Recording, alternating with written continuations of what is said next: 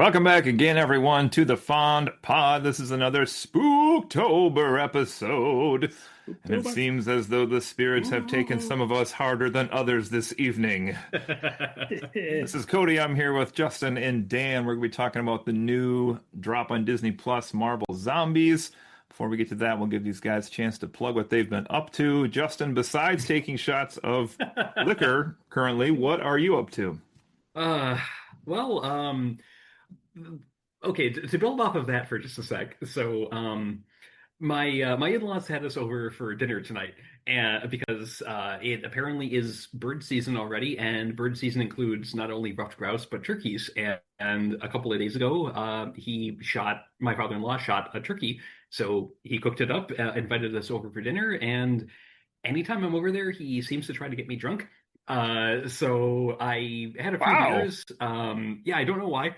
I had a few beers, came here, was set to start at 8, was sitting twiddling my thumbs, chatting with Cody, and I'm like, well, it's 10 minutes in. I don't want this buzz to necessarily fade, so what do I have on hand? All I have on hand is triple sec, so that has kept me going. This will be interesting. Aside from that, though, uh, so the construction at work is mostly done. Oh, no.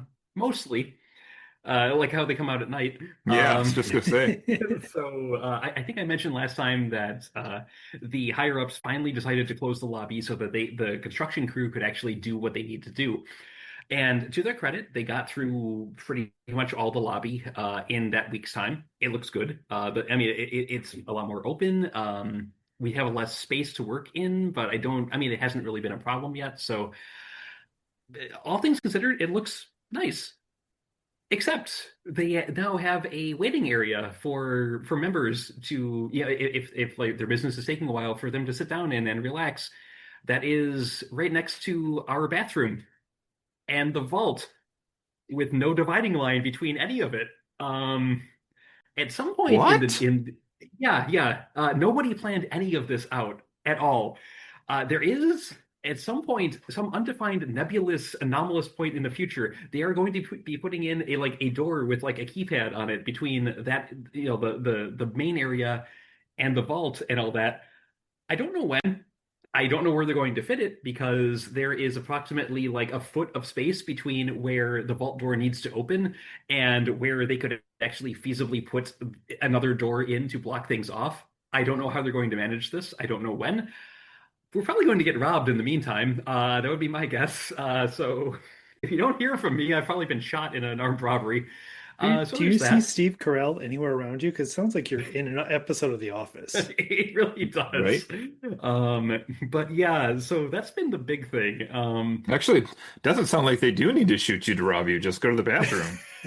Right, yeah. You're probably So, safe. right. So there's that. Um, Beyond that, I've been really kind of fascinated with. Oh, sorry, my wife is just informing me we also have ginger brandy, which we could have been drinking instead of triple sec, but here we are. Um, Why not both? Um, but in on the vein of reasons to drink, I've been really kind of caught up in the whole spectacle, for lack of a better term, that is Three Eye Atlas, the interstellar Oh, object, totally a comet, quote unquote, that is tearing through our solar system at between 130 and 150,000 miles per hour. yeah. Um, that every bit of information I find on this is weirder than the last, like from this anomalous mass that it composes. It's like 33 billion tons is what they're estimating to the composition of it, where it's like the expected components of oxygen and water and carbon dioxide are like flipped, and they're detecting nickel in it, but no iron, and those two things normally go hand in hand. The fact that it keeps course correcting like every 17 minutes, Whoa, um, that I didn't hear. it's fucking bizarre. If you aren't following the story, I highly recommend it. I mean, it's hard to find anything like that isn't from really weird out there sources, but Yeah. even the stuff you can find is just fascinating because every element of this object is just it defies any expectations from what we know of comets that have come through the solar system from outside in the past. Granted, we've only had two other interstellar visitors that we know of, but at any rate, it's a fascinating thing. 3I/Atlas. It's fascinating to follow. Um, I feel like there was something else, but I'm blanking on it right now. So I will turn it over to Dan. What's been new with you? All right. Well, I recently got an Apple TV account, so I've been tearing through a whole bunch of series that I have not gotten to. Season 2 of Severance, got that done. I also got to check out Masters of the Air, which is the kind of almost like Band of Brothers, but for the Air Force in World War II. Hmm. Fascinating. And one of the most fascinating things, and I have to look up how accurate this is, but much like Band of Brothers, most of the characters are at least based on real people. So I'm assuming most of the stories are true. The vast majority of the characters that survive until like the later episodes all get shot down at some point and have Oh, separate stories of like what happens after they get shot down to kind of spoil a little bit of the second half of the season, which was just incredible. Like one of them was actually shot down. He managed to get the plane into no man's land where Germany and Russia was fighting, and he managed to get over to the Russian side and like get back home Wow. that way. It's just like weird stuff like that. It was really impressive, Try especially that today. Yeah. yeah, right. So finishing that up has been really great, and I am desperately trying to finally finish up Final Fantasy VII. That is what I've been working through. It keeps saying I'm 93% complete. I'm like, God damn, let's just get this last Cactar challenge done and get this thing finished. But that's the majority of it, aside from trying to wrangle this cat who's not really friendly right now. oh, before we Nice. go over to Cody, speaking of cats, um, one thing I forgot to mention about the clusterfuck at work. The lobby is built, and now we have TVs that are displaying only like the activation codes and have been probably displaying them all weekend. So that's burned into the screens. But also we have music being pumped through the lobby now, which is comprised of two, possibly three tracks of the most generic, terrible stuff you could possibly imagine. Like one of them seems to be kind of like a light, gentle piano kind of thing that might be a lead into one of the others. I don't know. I'm blanking on the second one, but the third one is like aimless noodling on a guitar, punctuated by what I can only describe as a cat run through a synthesizer. So it'll be like do do do do, and all of a sudden it's like, and this is what I have to listen to for hours at a time at work. And Oh my God. you wonder why I'm drinking right now. That's why I'm fucking drinking right now. So No, you convinced me. You're on some kind of weird reality TV show. You're on the next I season better of be getting Jury Duty. royalties. I better be getting Yes. royalties, damn it. Okay, with that out of the way, Cody, how's it going? You're like, what was that? They did a reality show like last year that was a show where everybody was an actor except the one guy. What was that called? Oh, I know what you're talking I about. kept seeing previews for it, but I don't It's remember. Jury Duty is the name of it. Hmm. And it Jury was duty? James Marston is like the one kind of like known actor, and he plays himself in the Okay. show, but everyone else, except for one guy, everyone else is a paid actor, Yeah. and their Hmm. job is to play another character convincingly to this unbeknownst guy, and it's the unbeknownst guy is called into a jury session in Los Angeles, and then the rest of it is just chaos. It's basically like seeing how far they can push this guy like to the bounds of reality. Nice. Yeah, that sounds about right. Well, let's see. Over here, a lot of Halloween work. Been working on last week here. Put up an entire room today, which was pretty good. Not Ooh. finished yet, but hardware wise at least. Ran back to get some more supplies for Halloween for the big party as well from the hardware store. Hopefully, I have all I need at this point. We will see. Beyond that, finished the game. Justin and I have been playing behind the scenes here as well, so we'll be getting to I'm in that the crypt. soon. You're in the crypt, okay? And then beyond that, I guess just something new we started here, which was recommended by a couple hosts on this show. We started Alice in Borderlands TV show on Netflix. We've watched three so far. And the first episode I was saying in our group chat was kind of surreal because they like for speeding up the story here when they come out and there's nobody left alive or nobody inhabiting the world that they're in, for lack of a better term. The area that they are running around in is basically where we stayed at an Airbnb in Tokyo by Shibuya Crossing, and so we were we were watching it and it was like, oh, we know that staircase. Oh, we know that street. Oh, we know that sidewalk. Oh, we did that thing there. Like it was all sites that we knew from being there just like 2 summers ago. So it was kind of crazy to recognize everything in a TV show set far away, but also kind of fun. So we'll see. We'll see where that goes. We just got to the end of episode 3, which if you have watched it and recall what happens at the end of episode 3, what? Whoa. I tell you. Yeah, All right. I've seen the first season of that, but it's been a few years, so Okay. yeah. Now they're up to 3, I think, on that also. Oof. So I'm intrigued how they can keep that plot going, but we'll see. We'll see.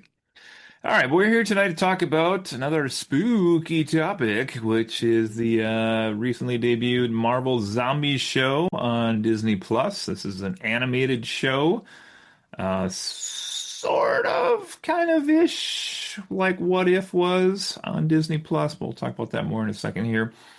It hasn't been out long. Like as we're recording this, this is the first weekend after it's been out, so relatively new at this point. Some kind of mixed scores are on the way here. I just sampled a few. So IMDb, we have a 7.2 on this bad boy. IGN a little higher at 8.0. The critics on Rotten Tomato down at a 64, and the audience on Rotten Tomato up at a 78. So I don't know what that comes out to, somewhere in the 73-ish range, maybe somewhere in there.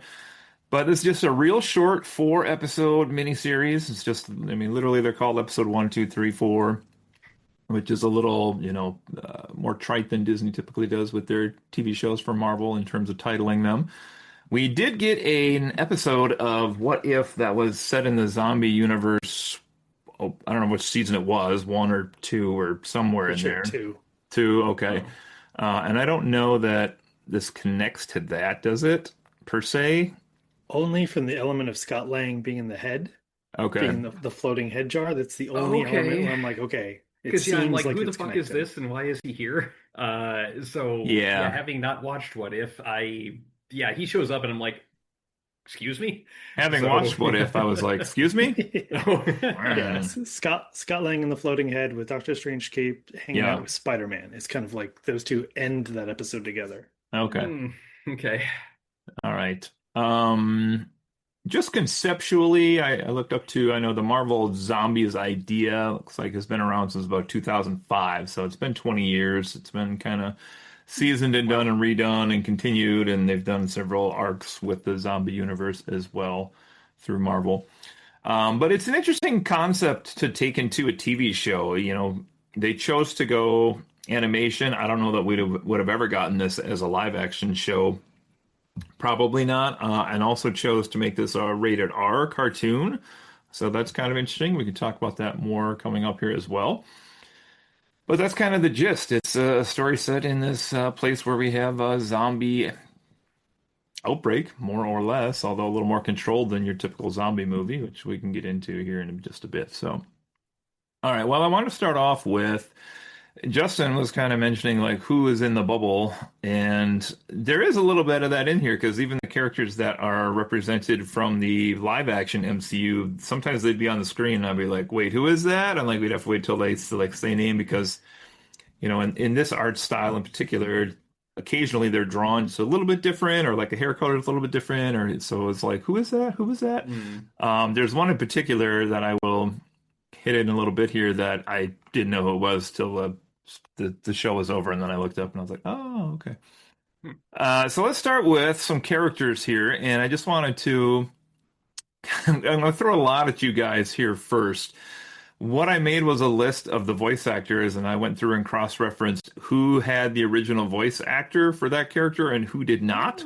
And then also made a third category of characters who didn't speak in the cartoon world here. So I'm going to go through these, and then I'm going to give you guys a chance to kind of go through, like, who were some of your favorite characters? Was anybody a good scene stealer for you as we went through the plot? Was there, good humor from somebody or emotion from somebody, etc.? So first category here are people that had the same person providing the voice that they do in the live-action MCU, and occasionally also in the What If episodes as well. So it's a pretty long list here. This is Yelena Belova, Red Guardian, Kamala Khan, Riri Williams, Kate Bishop, Friday, Shang-Chi, Katie, Jimmy Woo, John Walker, Wanda Maximoff, Ant-Man, Rintra, Sarah Wolf, Valkyrie, Maniba Khan, Kamala's mother, Khonshu, and then London Master, who was a character I had to look up because I was like, who the hell is this guy? He was the third Kamartaj guy, which I didn't even know he had a name in the MCU. So there you go. Huh. You don't get a Funko Pop, you're nobody in the MCU. Got it? Ironically, I think he does, but Oh, Suck it, Kat Dennings. Anyway. All right, different voice actors than the person who played them live action. So we have Okoye, Baron Zemo, Blade, Melina Vostokov, Wenwu slash, I still call him the Mandarin, even though they didn't really go too far down there. Peter Parker, of course, and Thor. And then also included here, but did not speak in the show, we have Death Dealer, Icarus, Black Panther, Rocket Raccoon, Groot, Bruce Banner, Zombie, I'm just going to do Zombie once, Hawkeye, Captain America, Abomination, Ghost, Janet Van Dyne Wasp, Hank Pym, Ant-Man, Captain Marvel, Namor, Thanos, and a very quick cameo by Uatu in the sky in the background. So that's a lot of characters. Half the fun with a show like this, and even the Marvel comic line, is you just have this huge sandbox of guys you can play with, guys and ladies, and just create a crazy-ass plot, and who do you want to include? And that was the same thing they must have been able to do here, was just like, well, who do we want to have in this? You know, like, let's sketch out a plot, which sounds amazing, quite honestly. So who were some of the people that really stood up for you guys? I'll give a lot of credit to Haley Steinfeld because I was mostly watching her or listening to her performance, being like, is this Gwen Stacy or is this Kate Bishop? And I think there was enough distinction between the two where I'm like, okay, I'm not hearing any Gwen in this. This is all Kate Bishop. So that's cheers to the writing as well as the actual voice acting. I will say this is probably the thing that I enjoyed. I'm looking up his name right now because again, I'm terrible with names, and I'm as I mentioned a bit. I don't think the thing was in this, Justin. No, Red Guardian. Oh yes. But yeah, I am not finding his name at a first glance, but David Harbour. Thank you, David Harbour. The actor, yeah. Yeah. This is probably the thing I liked that character in the most because he actually seemed like he had emotional, like believable emotional reactions to things that happened around him. I mean, this is a horrible future where a lot of things have already gone wrong. More things are continuing to go wrong. It is just bleak and almost hopeless and what have you. And he seemed like the most believable human character in a lot of this just because he was broken by like midway through the series. And it was a really strong performance, I think, for a character from a character who's normally portrayed as kind of a joke. So yeah, I have to give props to David Harbour for that because he really did a great job of portraying range in a very complex and just bleak setting. Agreed. Also give credit to the woman who voiced Friday. I really didn't expect to hear her ever again in the MCU, but here's at least one reason to hear it. And that character also like given a lot more agency than she had previously, where she was just kind of like the voice of reason in the background. Now she's controlling a suit. She's actually doing action. She can make some choices like, hey, I'm going to fly back and try to save Riri. Yeah, there were so many characters in here I liked. I'm gonna agree with Justin on Red Guardian. I thought is great. He's just got that. I do think eventually his humor could wear on me, but at the moment I still love him as like a just over the top character. Super fun. One of the ones I really enjoyed in this series, I guess we could maybe bromance the two together here, but Jimmy Woo and Death Dealer were fantastic together. Oh my God. I love when they bring Jimmy Woo up for a project, whether it's live action or cartoon. And I'm just like, it's that guy again. Look, he fucking keeps getting work. What is the deal with this guy? Like, I love it. And then like the idea that Death Dealer was one of the characters they chose, who like didn't talk the whole series, but he was there and he looked cool. And what a fun bunkmate for Jimmy Woo to have. You want top bunk? Yeah, just say something. You want top bunk?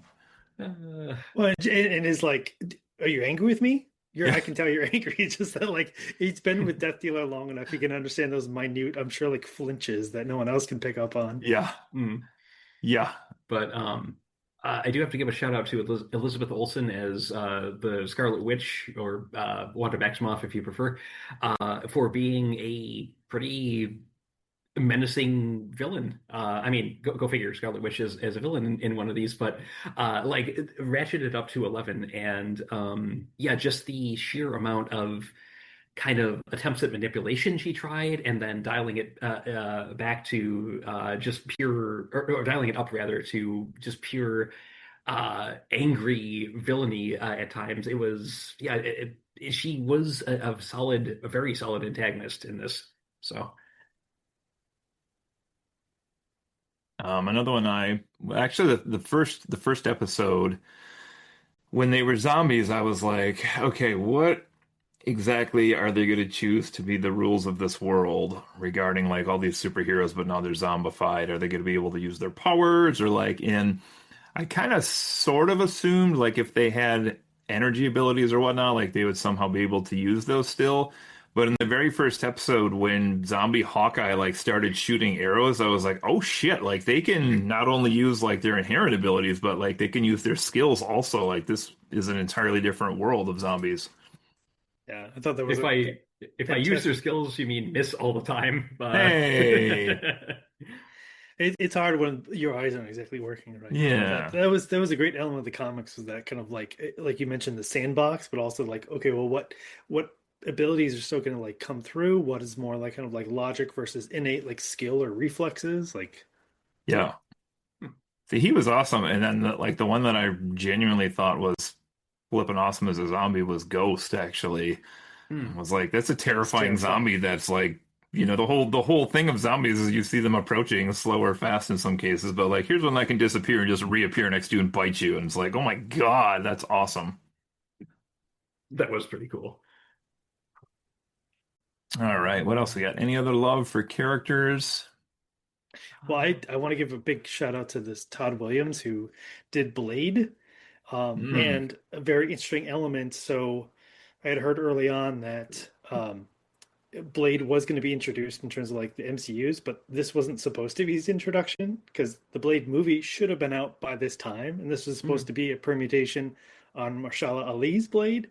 that's But now funny. we obviously know this is going to be quite different, and so this is his introduction here. And I'll, in terms of merging that kind of like deadpan, kind of like brutal humor of Blade, as well as that like this Conchu son of a bitch keeps talking to me and telling me to do all these things. Like it Yeah, was a great mix, and it was a really interesting level. Hmm. And I also Conchu showed up again just for a moment. It obviously wasn't the same voice actor. I could have used with more of his interaction. Like I would Hmm. have loved to have had scenes where Conchu was talking to Blade in the scene and like no one else can hear. Like that's always a Yeah. fantastic visual, but the kind of interaction between Conchu and Valkyrie was kind of that. I just could have used more of it. yeah, Yeah, as it was, it seemed like he just, it's like, okay, I've got the powers of Moon Knight, but none of the drawbacks, none of the mental struggle that is kind of characterizes what Right. Moon Knight is supposed to be. And it's just like, okay, well, that just feels a little eh. Um, but voice acting wise, I think he did a fine job. Yeah. yeah. I mean, the guy who voiced Blade, would you say his name was Todd Williams? Yeah. I thought he was passable for trying to sound like Ali, to be honest. But yeah, let's see. Anybody else I had? Oh, the one I said I'd mentioned, the one I did not recognize, I didn't even know who it was the person Captain Marvel was fighting in the sky. I didn't pick up who that was right away. Yeah. I'm glad it wasn't just me. No, I all I could tell was the kind of like Eternals like color motif, like golden. I saw a little bit of that, and I was trying to figure out which of the Eternals it was, and then finally Okay. had to look up his Icarus. Uh, Yeah. yeah, at that point, I just kind of like, okay, there's a big flashy fight going on, and then we never see them again. So I thought Yeah. that conflict in some way, shape, or form would come back for later on in the show, and it never does. So So I just kind of like just wrote that off. I'm like, okay, fine, whatever, spectacle, you know. I'm glad you brought that up, and I want to emphasize on that quite a bit because Hmm. I'll tell you a big part of my summary on this entire series is this is a collection of threads they started and never finalized. That being a good example of them. Mm-hmm. Yeah, because Wow. it seems like such an important set piece as it's happening, and then they get out of that area and meh, just like and next set piece, please. Yeah. Don't ask questions, just consume product, you know. Also, thought Shang-Chi's arm, the fact that he got bit, he started to get zombized, like he Mhm. cut it off, and like they never used that ability in any way, other shape or Yeah, form. It never paid off in any kind of way. Like yeah, that's the one I was like, that is a perfect little thread to put in there, and they're gonna pick it up and do something really cool with it later, and nothing. right. Hmm. Yeah, it's like Chekhov's gun is filled with red herrings. How can you put fish in a gun? Come on. You haven't tried hard enough. That's Yeah, true. no one's ever used a fish gun. Well, I won't defend the Shang-Chi, but I will tell you guys that I actually absolutely loved the Captain Marvel Icarus piece as it was used in the show. Hmm. To me, it was like, I think because I read so many fantasy books, it was just like the mark of here's this valley. We don't go down in that valley because like it has its own mythology and it has its own story that's taking place. And it's not our story, but it does exist in this world that we are in, which I just love. Like rather than a blank desert they were walking through, that there was something there. Yeah. Um, I No, don't I know that I agree they could fight eternally, but that's apparently what they think they could do. So, yeah.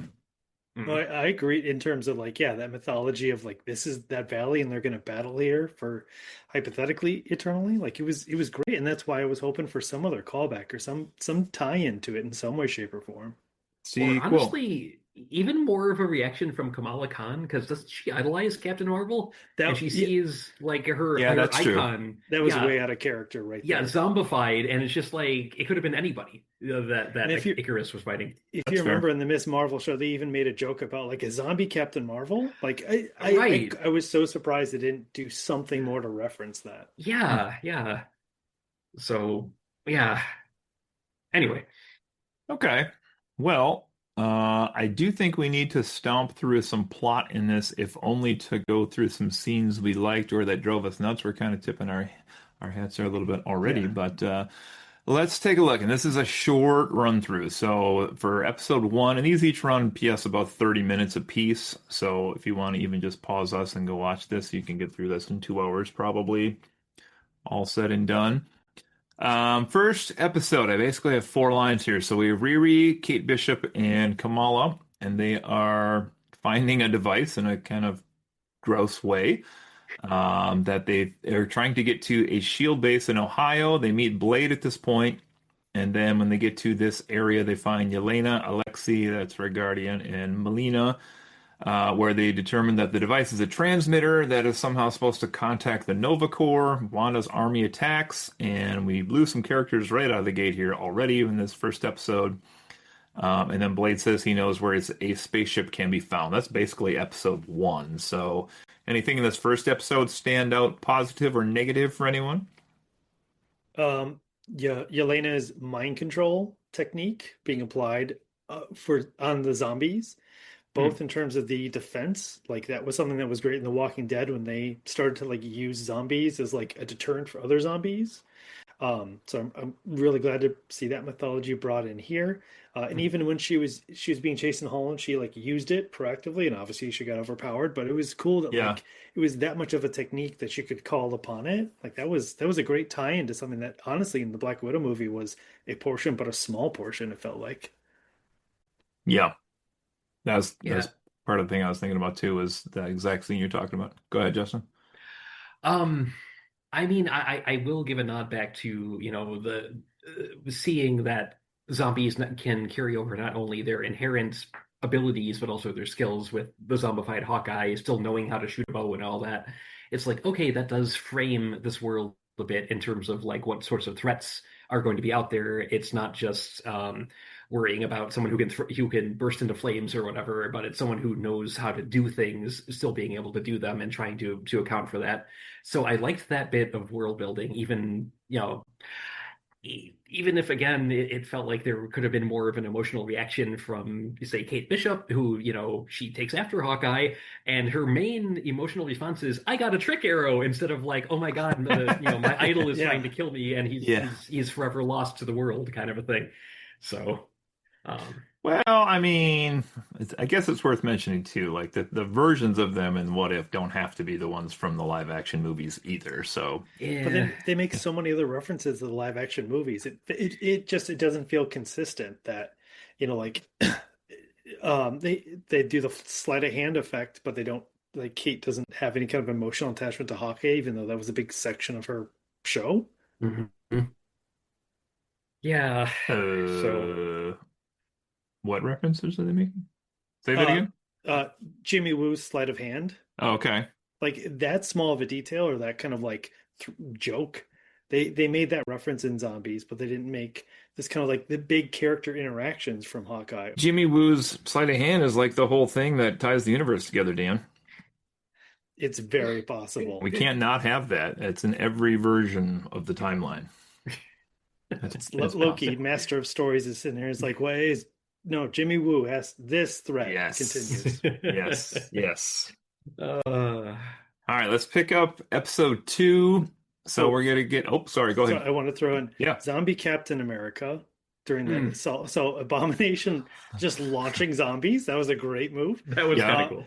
But then Captain America, like, not even marine crawling, like creepy crawling through the vents. That was cool. It Yeah. was impressive, and that's another element of like, well, his super soldier serum keeps going. I guess it's not so much pumping, but it's Doesn't in drip there. out, I guess. I don't. Yeah. To Yeah. the Especially left.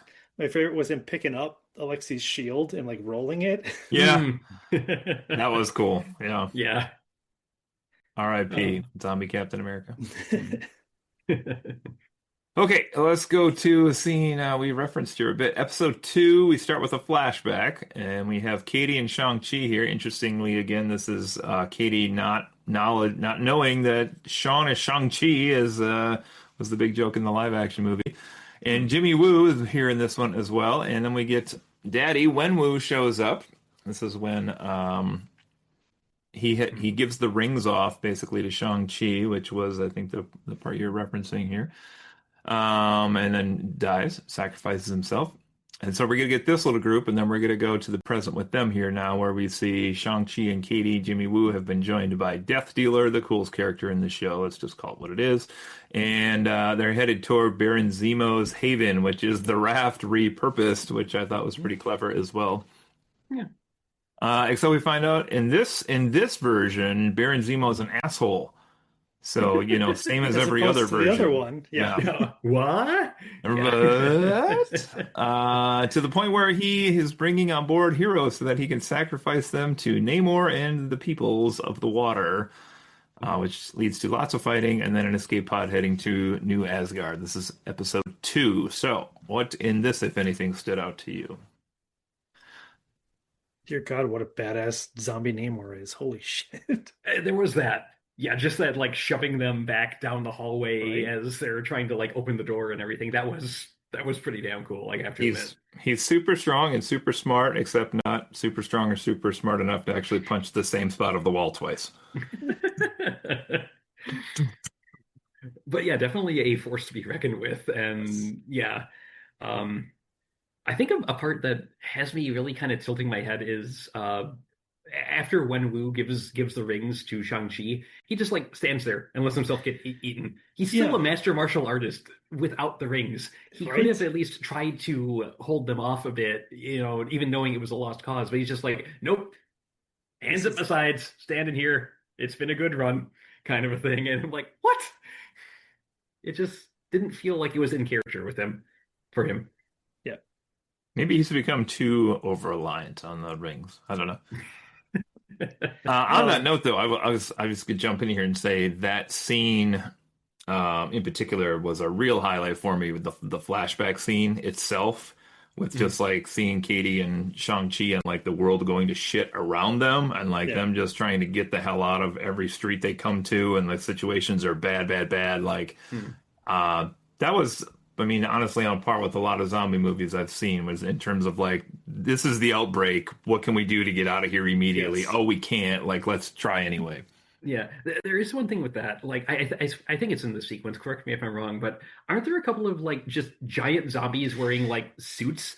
Yeah. Like, did I So- miss something? Or It seems like at some point the pin particles got loose and that Okay. yeah, something was caught. It was hitting a couple of the zombies, Okay.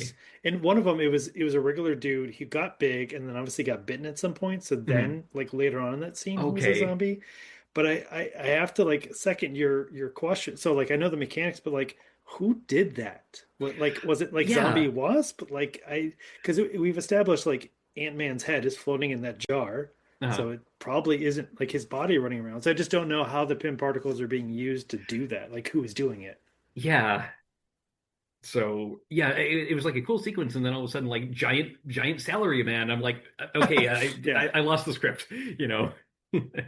And it is kind of a reference to like Shang-Chi being in San Francisco and Ant-Man being in San Francisco. I can see that overlap, and that was a Okay. convenient thing. I just don't know like who fired the first shot. Maybe I missed it, but I don't think I did. Okay.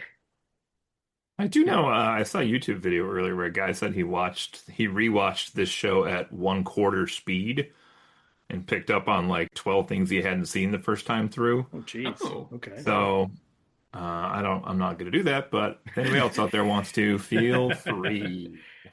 Yeah, that's dedication right there. Yeah, basically, right? Baron Zemo, what an a-hole, boy. Always.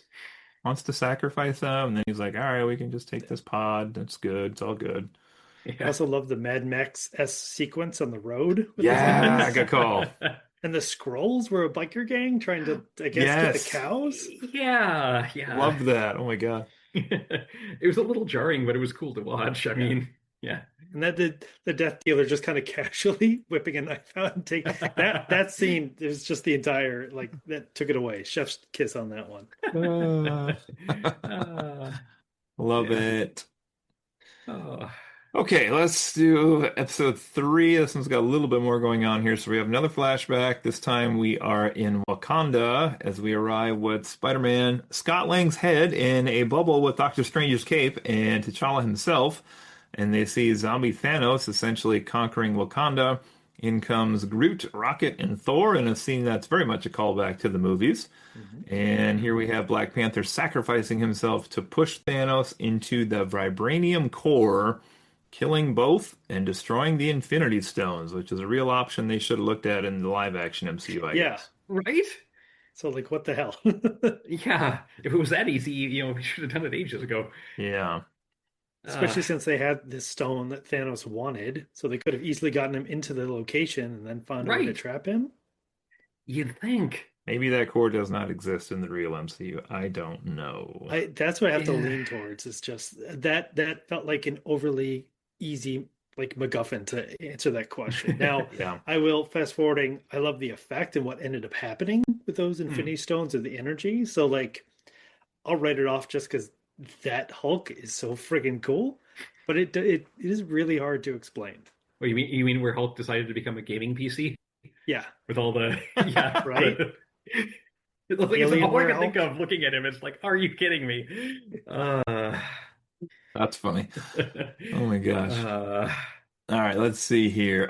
Peter and Scott Lang are saved by the sorcerers of Kamartaj. And then back to our other story. Finally, we have the heroes reaching New Asgard, where Valkyrie refuses to let them in. I was a little confused on the timeline of New Asgard here, but refuses to let them in until Blade calls on Khonshu, as previously referenced. And Khonshu and Valkyrie kick it old school style with a conversation, and then suddenly they're all good. They can get in. And then we have the revelers in the temple. This is where I'm confused on what this timeline is. Yeah, What they said they were like having a yeah, feast because the Queen of Sokovia like gave them food or something. yeah. something like that. How Yeah, long had they been in there eating though? I was very confused. Did she show up right Yeah. before the heroes in this scene? I And think Valkyrie was that torn? Like I'm it's supposed to be like I think like a parallel to Valhalla where the feast never ends. It's all like feasting and fighting through eternity because you've died gloriously in battle, except they're not dead. But it, yeah, I do agree. The timeline is a little muddied here. And like Thor is there with Stormbringer, so he's got the Bifrost. So why the hell didn't they just go somewhere else with all this zombie shit happening? Yeah, hmm. just uh, Go yeah, somewhere else. And here's an idea: get some supplies or get some more powerful forces, or at least go and yeah. argue with spoilers the Nova Corps, who like it just it it felt like the least like Asgardian thing to do is to be like, oh well, these people kind of ruin their planets. I guess instead of being protectors, we'll sit around here and drink. Let's And eat. Yeah. the only thing is maybe like Scarlet Witch is manipulating them all that hard, but it Eh, feels like a stretch. Maybe she was yeah. manipulating all but Thor. That could be, I guess. Could be. And Thor did not look like he was in any state to be coming up with Bifrost to continue plans here. That's for sure. There is that. Yeah. Yeah, very Um, much checked out at but that how point. gross is this when they reveal Oh, basically that all the people are eating people? Oh my God. yeah. Like that's Yeah, pretty dark for a Marvel property. That really is. it feels like old school mythology. It like this feels Yes. like something out of a Norse myth or like Hmm. a Finnish myth or something or Celtic or something Yeah. like that. It Yeah. feels very uh Beowulf adjacent. archetypal. Yeah, yeah. It feels like it has history behind it, kind of. It But was gross. And it was gross. how bad did you feel for Red Guardian, who Oh was my Justin's God. emotional Yeah. tie to the whole series here? It's just Yeah. like it made sense that he would look to drown his sorrows, so to speak, in food and drink, and then I've eaten so many fingers. Ew, So Just many like, fingers. yeah, All that these was chicken fingers are just yeah, that was rough. But I it mean, was. it was well executed, I will say. yeah. I like that. All right, it looks like heroes are not going to get away in the spaceship they finally find, but Thor finally wakes to stop Wanda while the heroes do escape. And then we get kind of a really quick reveal slash moment here, which is they activate the transmitter in space, and the Nova Corps is immediately there, which in world they were like, wait, why are they immediately here? And then we find out it's because the planet's been quarantined and the Nova Corps is here to kill them. Yep. I was like, whoa, I didn't see that. I thought that was gonna be like the solution for episode 4. Nope. Yeah. I mean, it makes some logical sense. You don't want that plague Yeah. or curse or whatever it is to get out. So, yeah, yeah. If I were the Nova Corps, I would have done the exact same thing. It was one of the spots where the series like subverted my expectations of like Yeah. what was going to happen. So I was like, excellent. Yeah, Uh, yeah, because they were acting as the peacekeeping force that they are, and it's just like we're doing this for the greater good. I'm sorry that you're stuck there, but you have to go back. Yep. Yeah, and I noticed it being at like, midway through the series. I'm like, well, it's not going to be just an immediate easy answer, but even it felt like a lot more of a punch in the gut than I was expecting. Yeah, yeah. yeah, all that struggle, all that effort, and then just to find out, yeah, you're never leaving. You're not getting help. There is no help. You're fucked. So Basically I true. yeah, Yeah. I It I I does enjoyed that element. Yeah, it does aside from the Bifrost angle, it does explain why like no one else has come to help them outside in the galaxy. It does kind of explain yeah, explain a little bit of the Guardians, but then Thor came in with Rocket and Groot. Like the yeah. Bifrost is going to keep being an angle for me that frustrates me. Sorry. No, that's fair. That's fair. In the MCU proper, like Xandar's gone though, right? Like the Nova Corps are gone. Doesn't the whole thing die off camera? I think so. Yeah. Well, so Thanos definitely got to Xandar, got the stone. It doesn't. I don't think they reference whether like the entire planet's gone or just like the city center and everyone in the Nova Corps is gone. So Nova Corps is gone. It did a lot of damage, but I don't think they Yeah. explain like how gone it is. But I think that really back to our question of like where does this fit in the timeline? So Thanos has the Or does Power it, right? Stone. Which is kind of what I'm getting Mm. at here. Yeah, So I yeah, think maybe this is another example of like we can't necessarily just use the MCU as a reference because yeah. that fact doesn't add up here. So, Hmm. um, Unless oh they well, we'll confuse we'll the. always we'll always have the Nova TV show and movie. Oh wait, Oh, that's behind Blade somewhere, I think. Oh, no. pain. All Yeah. right, let's get to the last episode 4, where we have the heroes saved again by the Kamartaj sorcerers, who basically show that they're putting a little mini team together here. Although it's very mini because almost everyone has died in this series so far.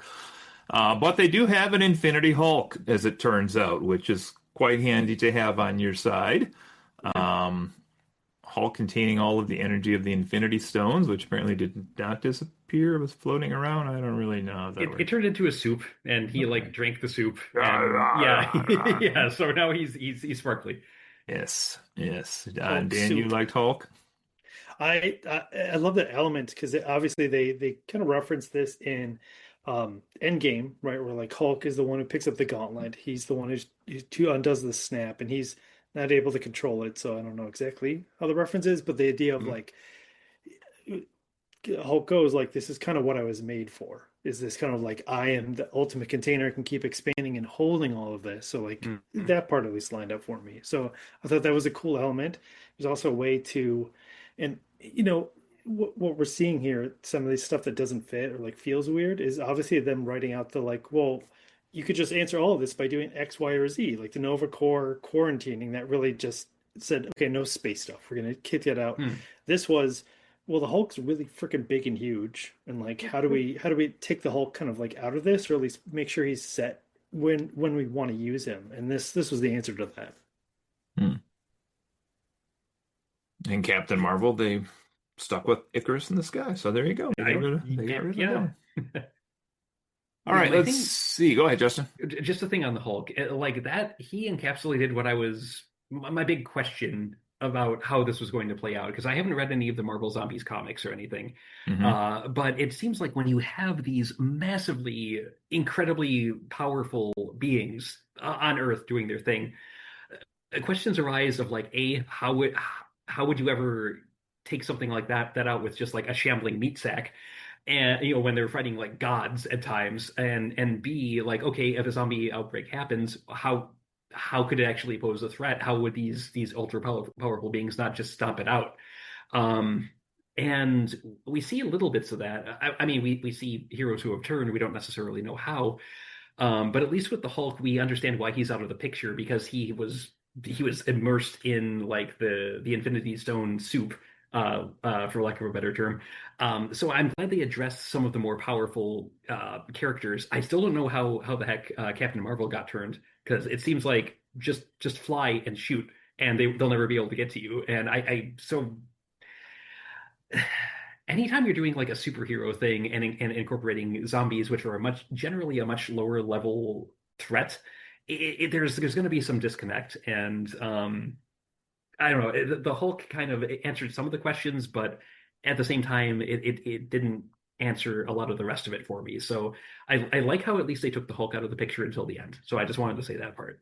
We could probably safely assume, based on what we know, that Star-Lord probably tried to punch zombie Thanos, and that's what led to Captain Marvel getting bitten. So Seems like a fair assumption. he is the ultimate villain of the MCU. So never Uh, forget.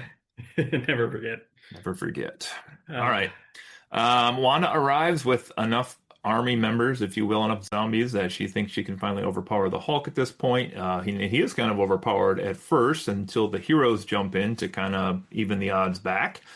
But then zombie Thor arrives, which is where Hulk expends most of himself, allowing Wanda to kind of come in and just pick up the scraps here and start to take over the Hulk's energy from his state that he is in.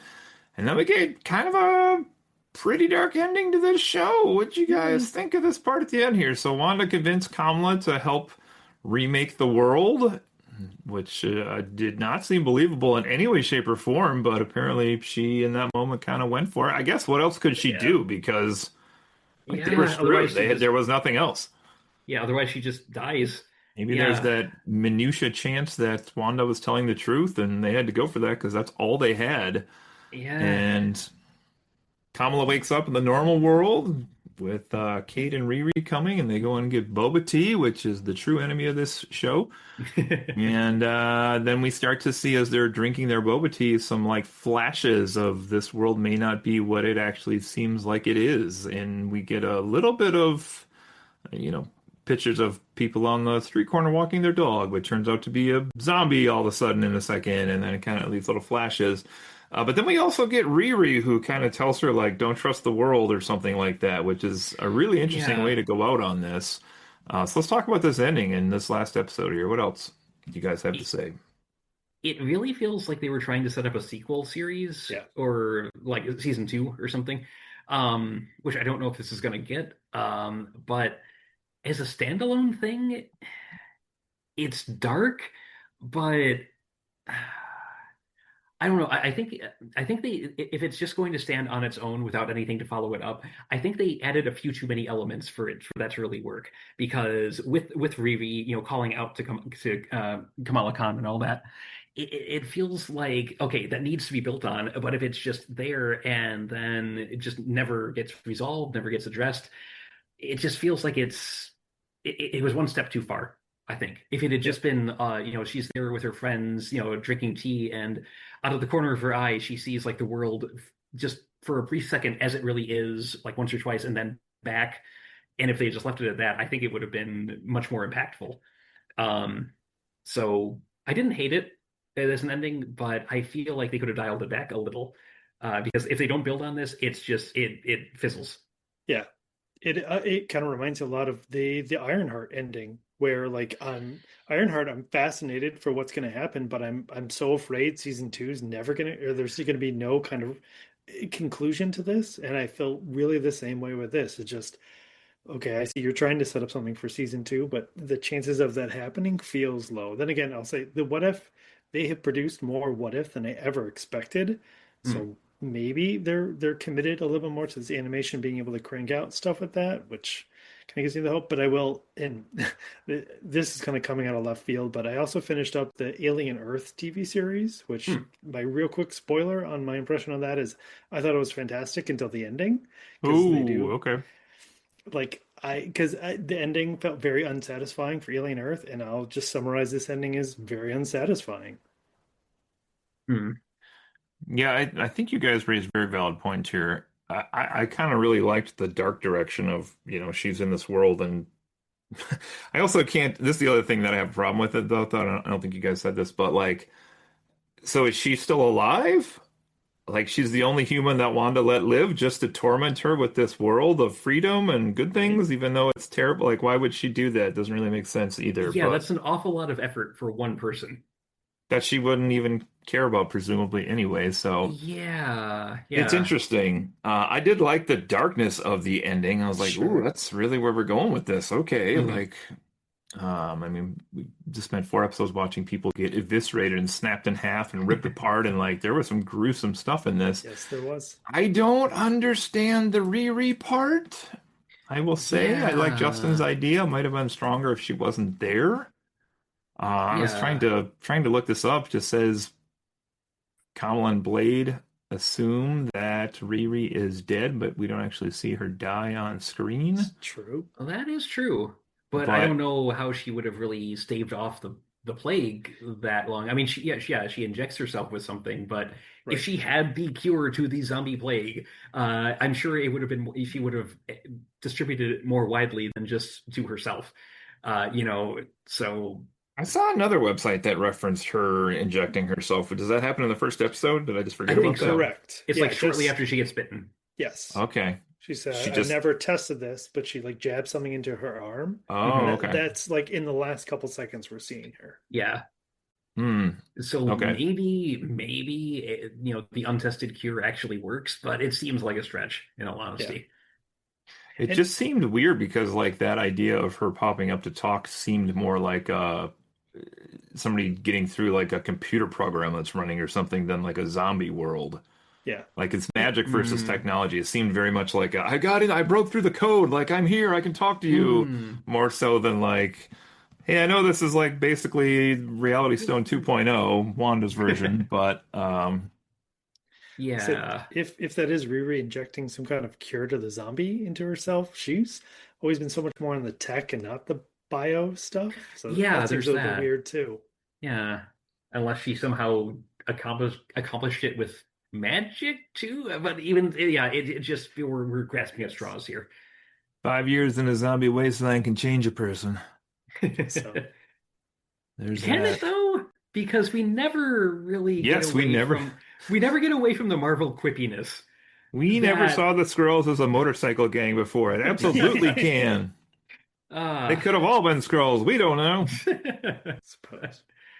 uh If Riri again, I can't get off of this. If Riri cured herself, like she can fly, why the hell can't she get to like one of these other locations or yeah. team up with like it's just again, this is that unsatisfying. Is it like that didn't connect in any way.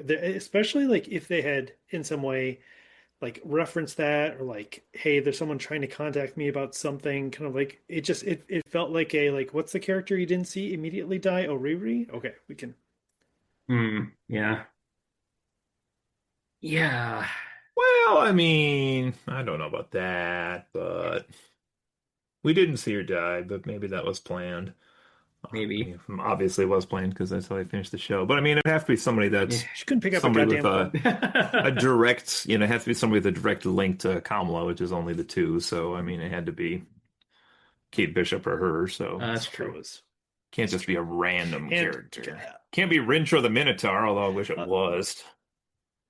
I was just there's excited he also showed back up. I mean, like, what the hell not? You have a Minotaur. You gotta keep your ease in him.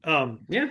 There's a strong vibe, and it's definitely there too in the what if, that like this is all around like who is willing to accept payment for like voice acting and those characters. Like, really, I think the way that they brought Black Panther in, I thought was at least really interesting. They kind Hmm. of skirted around that character, but Yeah. everything else just felt like, oh well, these are the ones we kind of like have contracts with right now. So we're gonna, which I mean, I guess that's the toys they have in the toy box at the moment, but it just Yeah. it felt so much more present here than like in the what ifs. Yeah.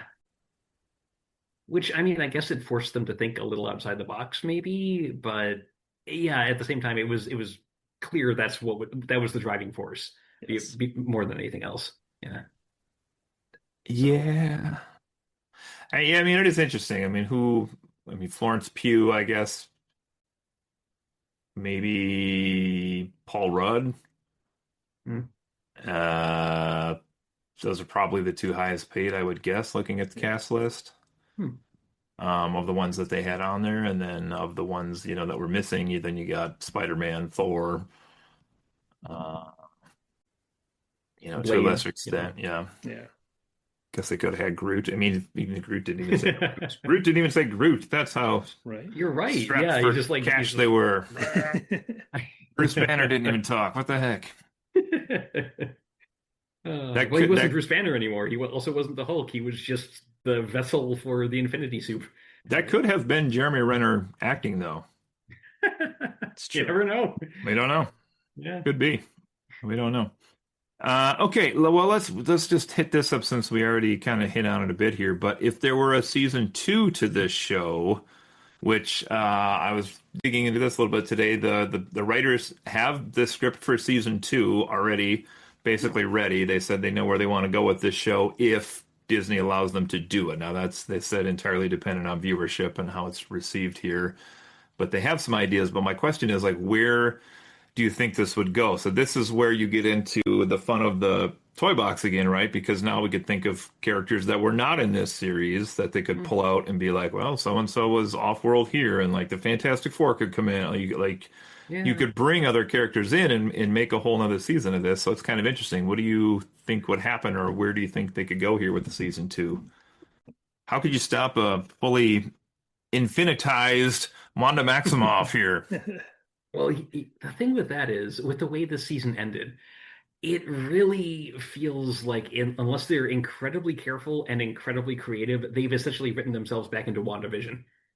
Yeah. And with Wanda controlling everything around a central character who is not actually seeing what they think they're seeing, we've seen this before. So unless they really, really pull out some stops and try something different, it's like, okay, with where this ended up, it's just leading into another show that we've seen, except a little bit different setting. And I don't really know if I'm on board for that. We need So, a Agatha Harkness to show up.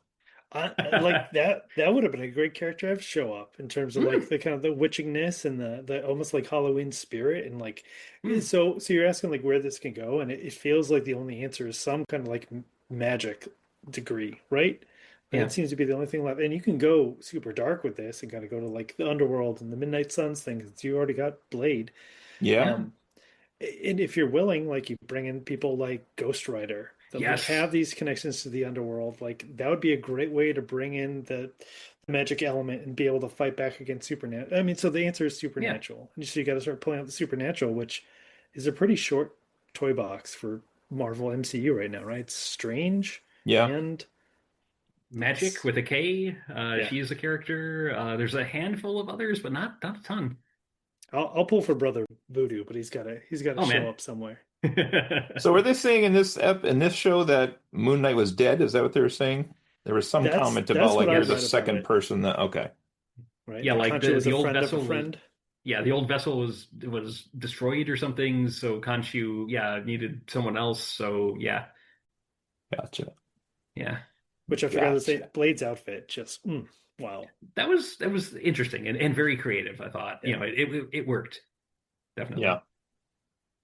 Yeah, it'd be interesting. I don't know if they do a season two. I would think maybe they wait till like Halloween to do it again and drop. I don't know why they dropped this really so early before Halloween, to be Yeah, quite honest, and all at comparatively. once. Yeah. Seems very Yeah, weird. yeah. Eh, I don't know why you wouldn't run this on like Wednesday through the month of October, Seriously. right. but maybe the episodes were just so short. I don't know. It's Yeah. weird. Did you guys get the Yeah. preview before this for like the Disney Hulu like Halloween stuff? Like they were Yeah. I think playing like, so. and it was Agatha. It was all this other stuff, and I'm like, and there's no Marvel Zombies in there. Like it's such a Mm, weird call. yeah, yeah. Oh, But okay. yeah, Yeah. I figured the method that I'm using to watch this is going away soon, let's put it that way. So I didn't Oh, pay too much is attention. it So Justin? We'll see. I We'll don't know what sort of blackmail you have see. over he who shall not be named, but Oh, I don't have any blackmail over him. I thought maybe worse comes to worse. I'll have to see if maybe we can hook you up. I don't know. God damn it, I can't escape the curse. If it means you're stuck, I might just have to look into that. All right. I just wanted to ask a little bit here. My two questions really were, would you think of the animation style for this? Is very similar to like a what if style of animation. It's a very sort of not quite comic booky style of animation. It's a little different. And then also the R rating. And then I'm sure Dan has a 10-minute dialogue about the music in this. So I was trying to look up the budget on this show and I didn't have a whole lot of luck. that's a good Does question. anyone like have a ballpark on like how much the show costs to produce? I do not off the top of my head. I can try to see what I can poke around and Yeah, find as because well. I found like a few generic pages about the show itself, but nothing about like the actual cost of it. Because I'm comparing it to like other animated things I've seen recently that run about the same length of time. Um, and the one that keeps coming to mind is K-pop Demon Hunters, which had a budget of I believe $100 million is what I was able to find, and it had a better it just had a better look to it. There's something about a lot of what we saw in this show that felt a little off. Like sometimes the mouths didn't seem like, or they seemed like they were either moving too much or they didn't have enough jaw movement with them or something. And like some of the like the kinesthesiological, like the full body animation Yeah. of some of the characters, especially in the background, felt off. So I don't know. I've seen worse, certainly, but it didn't feel like something that should have come out of a studio with, hundreds of millions of dollars to throw around easily. So Yeah. I felt it could have looked better, in all honesty. I feel like it literally used the What If like engine from What If came out like 4 or 5 years ago now. Hmm. And obviously I think they've been making like a couple tweaks, but generally it kind of looks like animation from 4 or 5 years ago. Is it so Yeah. it's stylized, but it's starting to feel like okay, well, the K-pop Demon Hunters is a great example in terms of okay, the bar is quite a bit higher now. We're doing Hmm. quite a bit more. So like and what an opportunity to have like done some kind of different elements in here or like added something really Yeah. significant. Yeah. Nobody knows what K-pop Demon Hunters is, you guys. Stop it. You are definitely in the minority on that opinion, according. Actually, I am not, Dan. Actually, they got 7 three. billion people in the world, Dan. Yeah, and most of them have watched that movie. No, they haven't, Dan. Three songs in the soundtrack are on the top 100 like plays, and the last time that happened was the Consistently. movie Grease. Sweet mercy. Don't mention that. That's a terrible movie. Anyway. Oh. Okay, animation style. Yeah, I thought it looked fine. I mean, it's what it is. Yeah, it's it kind of exists in this hybrid of more artsy than comic books, but obviously less artsy than live action. And but at the same time, I don't know if this had been drawn just like X-Men 97 or like an actual 80s comic book. Like I don't know if I would have liked it as much either. Like it, Hmm. But you could, what if, here, just a quick what if. yeah, What if it was black and white with like splashes of red for the blood? Ooh. I that would have mean, been interesting. they could have added another element, and you didn't even have Yeah. to do that the entire time. Maybe only during like the intense action sequences you go black and white, and it really helps to focus on major elements, like just Yeah. little Yeah, tweaks like that. a little artsier. Don't play it so safe. Yeah, especially with Yeah. black Yeah, and white kind of being that like zombie horror trope too. yeah, that's Like a good they could have done good Yeah. stuff like call. that.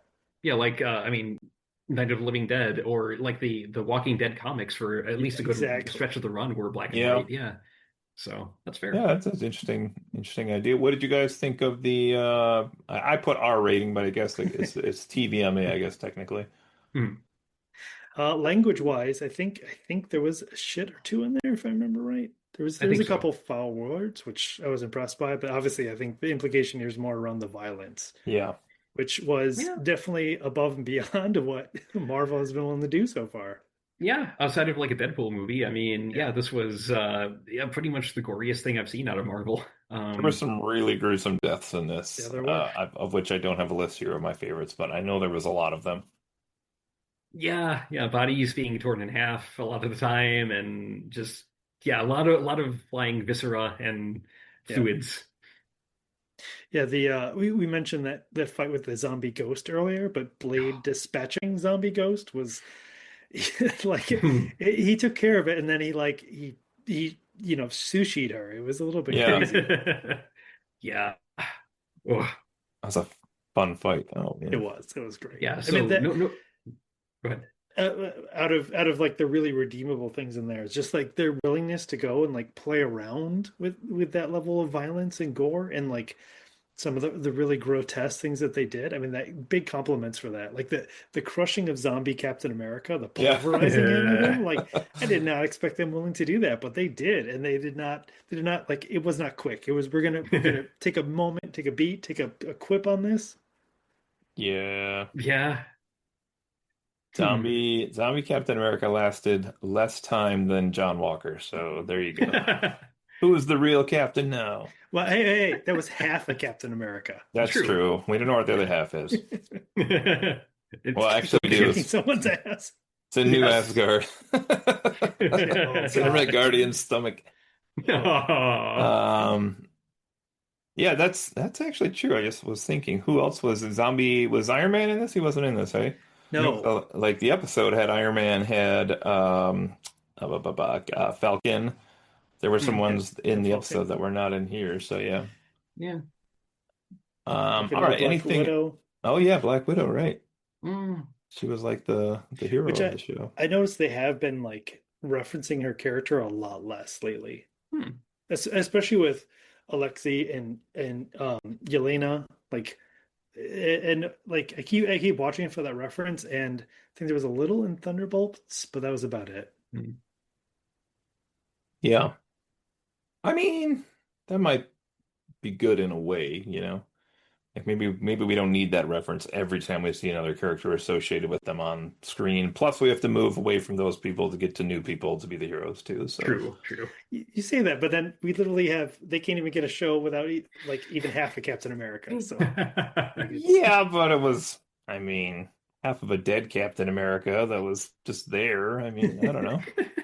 Thor was, I guess Thor's still in the MCU as well, but he was yeah. probably the big original. Well, Hulk, I guess too was Yeah. here, but Dan, anything on music in this one? I didn't pay attention. Uh, I was surprised by the lack of like some of the major musical themes, is what I'll say. Like Hmm. this is one of the few I'm gonna go like I know there was music there, but it was generic enough that I didn't really notice, and especially for the MCU's been great about bringing like themes in when certain characters show up to like also remind you, and like I don't remember any of that. I don't remember Hmm. the Avengers theme, especially like the Avengers theme with like some weird like horror like strings Yeah, like in in a it or minor something like it key or mutated. something. Yeah. Yeah, so that would have been a great moment, but no, musically, I think was pretty uninspired by this. Was dead, huh? Oh, nice. Was dead. All right. Anything we didn't cover from the show? Not in the show, but as soon as I saw Black Panther next to the Infinity Gauntlet, there's a great element about him getting the Infinity Gauntlet and leading the Army of the Dead, because one of the Black Panther titles is King of the Dead, right? They kind of reference it a little bit Civil War about like, hey, this is what happens in the afterlife. But the Secret Wars, the most recent run, had like a really big storyline where T'Challa gets the Infinity Gauntlet, goes to where the Marvel zombies are, and like because he's the king of the dead and he's got the Infinity Gauntlet, he's able to actually utilize and control the army of zombies, much like Wanda is in this. And so when I saw the Infinity Gauntlet, I really hoped there was some element where he got a hold of it.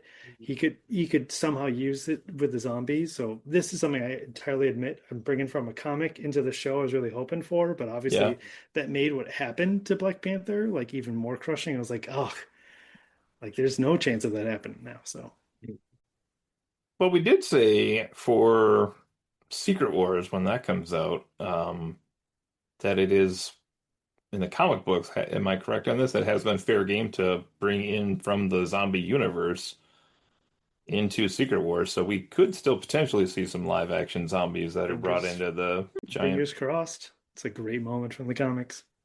Avengers movies there. All right, anything else we missed out on or did not cover tonight? Nothing's immediately coming to mind. Okay. Well, let's do some final numbers on this then, see if we're near Rotten Tomatoes or anything else on this one. Does anyone want to go first, or I can go first because I feel like I am going to be highest on this, but we'll see. So, If you wanna, I yeah, mean, I'll Yeah, just go go for it. first. That's fine. I know I'll be high, or at least it sounds like I'll be high in this. It was not a particularly memorable show, I don't think that's going to resonate with me a long time. But I will say as I have on a couple properties we have scored throughout the history of this podcast, and scoring this probably more so just on my experience watching it, which was my son and I watched this together, like the two of us late at night, and we just had a blast with this. Like we, had drinks and candy, and it was entirely like 4 episodes of like which hero or villain's going to pop out next that we could recognize, and who are they going to bring into this big sandbox they have, and combined with like just these over the top gruesome deaths where we would, I mean, both of us were like, oh, like something would happen to the character, and we actually had a lot of fun just doing that, and there were some fun plot points in here, like the Nova Corps I think was pretty cool. The opening scene with Katie and Shang-Chi, I thought that was really fun. Just like, kind of watching society like devolve in front of their eyes was a lot of fun. There are some things in here that definitely do not fully add up, though. Like they probably could have used one of the three of us as just a little bit of quality assurance here. They did eat people though, so there's that. That's the thing. But anyway, I had a lot of fun with this for what it was. Still probably not my favorite Marvel Halloween property, which is still going to be a Werewolf by Night. But I'm going to give this a very respectable 7.8 tonight. I had a lot of fun with this one, so that's me. you want me to go next as a counterpoint, or should I Yeah, save that do till the it. end? Go. Okay. So 10.0, even higher. So the main sticking point I had like throughout my time watching this is I've gotten so damn tired of the incessant Marvel quippiness. Like I mentioned a few scenes, as we were talking about each episode, like characters running into zombified versions of their idols, their heroes, people they look up to, and it's just like, yeah, whatever. Or they're making jokes about it, or it's like, oh, I'm fishing around in some guy's ribcage for an item I don't know what it is. Better start making quips. It's just there's aside from a few, just a scant handful of moments and characters, it feels like this tone that's supposed to be dark and kind of hopeless and just tense and just carrying a lot of gravity. It just feels like it's a farce because the characters never shut the hell up and just take things seriously. And I've gotten so tired of that in the Marvel formula. It's no one, aside from when the handful of times, like a minute here or there, when script calls for them to actually realize, oh, this is not good. Things are really bad. We should actually maybe, be taking this seriously. Aside from a handful of moments like that, it's all just, one-liners and just empty bullshit all the time. And I've gotten so tired of that in the Marvel formula of just their approach to everything. Um, with that out of the way, there were some good fight scenes. I mean, Unveil. I can't fault the gore by any means. I appreciated the fact that they at least didn't hold back on that. But again, there's all this things that would scar a person for life. People getting ripped in half, or seeing that your friend has just eaten human body parts that are turning them into a zombie. There's that, and then like 5 minutes later, it's like, oh, happy-go-lucky quip time, and it just the tonal inconsistencies in a lot of Marvel stuff, but here especially, it just I that really undercut how any real enjoyment I would have had out of this. Um, and we mentioned a few, some plot threads that went nowhere. Like I still, by the end of it, I didn't know who was fighting Captain Marvel in the sky because I didn't bother looking it up, and it never mattered because neither of them show up again. It felt like they were just kind of throwing stuff on the page and seeing what stuck, and then if something looked kind of cool in the moment and they just forgot about it later, they just forgot about it later. So this was a very uneven production, and you can do like superheroes versus zombies, and you can do it well. There is a book series called X Heroes by Peter Clines that I read, some years back. Hmm. That it focuses on like his own universe of heroes. It's not like it's not Superman. It's not Spider-Man. It's like his own roster, but it paints a more believable world and a more just grounded and serious tone than what we're given here. And if the series had leaned more into just the fact that what you're being presented with is horrible and horrifying, I think it would have worked better. But they just couldn't lean far enough into that. They thought gore would fill that void, and it just doesn't. So I've seen worse things. I've definitely seen worse things, but I've seen so many that are better. So because there were some elements like the Nova Corps actually turning out to being to have being been fully aware of all of this the entire time and quarantining the planet, that was cool. Some of the fights were cool. So I can't completely, crap all over this, but I still, it's not one of my favorite things. 4.5 out of 10. If you were trying to angle my Disney Plus password, you did a good job right there. The gore is filling the gaps. Is that your password? Now that I know it brings you so much pain, I'm more inclined to give it to you. Dun, dun, dun, Damn. dun. Say what you will about my life, I have always dug my own grave. So here we are yet again. Don't dead, open inside. Yeah. Yeah, yeah. It's a reference to my background image for those of you listening at home. So anyway, Dan, All what right. about you? I have to continue the thread you brought up about the tonal thing. The tone feels like I would not be surprised in a few years to hear about how many revisions this show went through and how many things of like, no, we're not going to go that dark. We'll give you some of the gore, but you have to like lean back on the darkness because it would be a fascinating exercise to watch them take the especially like enthusiastic like bubbly characters like Kamala Khan and go like, okay, we're going to put her in a really horrific situation and like watch her get torn down, right? That's one of the major elements of The Walking Dead that's fascinating is that author set out with that series going, what does it take to really break a good man? And like that's the core message of Walking Dead. And it would be fascinating for them to have taken a Marvel character and do that same thing. And I think in this, obviously, with Kamala Khan being the major character throughout the entire series, it would have been amazing to watch who like all of her live action stuff is like I'm always positive. I'm happy. We're gonna find a way out of this. I'm for everything. Like if the ending of this was supposed to be her kind of like giving up in a sense and going, I think Scarlet Witch, like not so much like Scarlet Witch tricked me of like I don't see another way out of this. I have to give up. It would have been dramatically different if you would have watched her tonally like losing positivity throughout the series as all these horrific things are happening.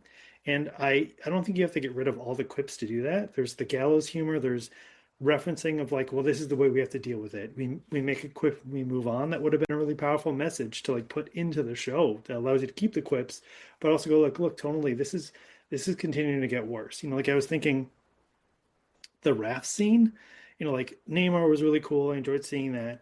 And like we have the heroes getting ejecting out. But the thing we didn't think about is like that is literally a city full of people that are drowning inside that iron coffin Yeah. as the Atlanteans are getting in there and ripping them apart. Like what a horrific thing that like I'm glad our heroes made out of it, but like no scars on that. I mean, and they've already seen a lot of shit, but like it's not another element on top. And I think Walking Dead does a much better job about that. Is that you can look at the characters from season one until like season five, and you're like, oh my god, look at all they've gone through, and like you can see that coloring them and how they approach things and how they see the world differently, bringing more of that into this and like doing a better job of keeping that tone the same. I think you could almost end with the same kind of like theory, but like have the characters be more ready for it. It just I think the tonal inconsistency like really hurt this show for me. Like if it was all quippy and go lucky, I would enjoy it less, but at least it would be consistent. It felt like they were trying to do two very different things and they did not meld together. So all of that, but Blade's suit is amazing. Um, so I did enjoy a lot of the toy box of this in terms of like who's going to show up next and what about this and how's this character gonna be in this world or show up. I loved like the fact that the raft showed up, Yeah. like all these great references and things that they did pull in, and just even seeing like the Nova Corps, like that grid that they make their ships into, like there was obviously a lot of love brought into this, or like it felt like they had free reign to bring in anything from the MCU. So they brought in plenty, but again, tonally, it just felt really, really weird. So my overall thing, and I'm kind of realizing now, if I say something is like a five, that's the point at which I'll watch it, but I'll like never recommend it to anyone else. This I would recommend to like a very small set of like the diehard Marvel fans. I would never tell my like mother-in-law to watch this ever because like it I'm gonna just tell her. oh yeah, good luck with that. So you know. Um, so with that, the number I'm going to give this is a 6.5. So I Oh, would that's higher recommend than it I to like thought you a were going. yeah. Yeah. It was enough that I didn't dread watching the next episode each time, but it wasn't enough where I ever thought about like telling someone else who wasn't a pretty big fan to like watch this. Hmm. Yeah, it gets us to 6.267 today, which is it's all right.